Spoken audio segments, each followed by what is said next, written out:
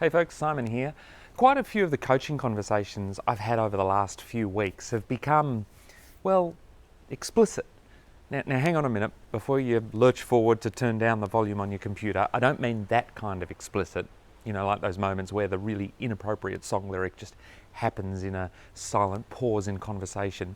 I'm talking a different kind of explicit here. I'm talking explicit as in clear and precise. You see, I reckon one of the most important things teams can be with each other right now is explicit.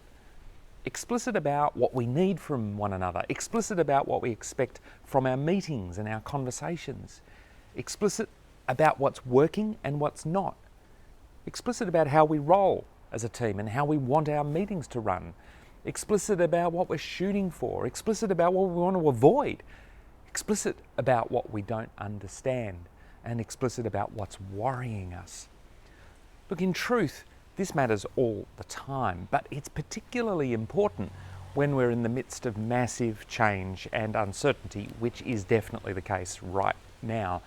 Because when things are shifting, we humans are easily spooked. And a big part of that is because we suddenly realise we can't rely on our old assumptions anymore. Now, unfortunately, as a result, a couple of things tend to happen. One is that we fill the gaps by making stuff up in our heads. So we make up stories and they're not particularly helpful ones. Or we just freeze because we're not sure what's going on. This is only amplified when we're physically separated from one another, as so many teams now are, and can't rely on the type of communication that might have worked for us in the past. A concrete example of this is online meetings and workshops, whether that's one-to-one or larger groups.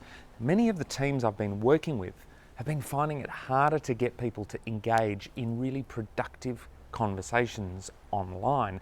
And one of the things that we've found can really make a difference is by dialing up the level of explicitness. So taking the time to get super explicit, for example, about the challenges of online meetings and the likely distractions, or being explicit about how people can use the chat function, explicit about who has and who hasn't spoken so far.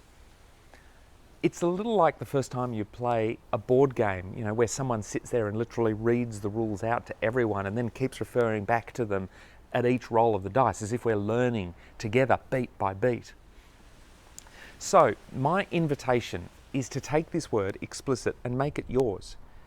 Use it with others as a way of inviting a conversation. You might say, as I do, I think it would be really helpful if we were to get really explicit about what we need and expect of each other this week or this month, or really explicit about our priorities this week, and also really explicit about what we won't be working on. Things like that. Just ask yourself, what's feeling a little hazy right now? And then let's give it the explicit treatment. Okay, that's it from me. And how great that we're able to get through this whole video without a single or. Okay, I'll see you next time. Oh, shit.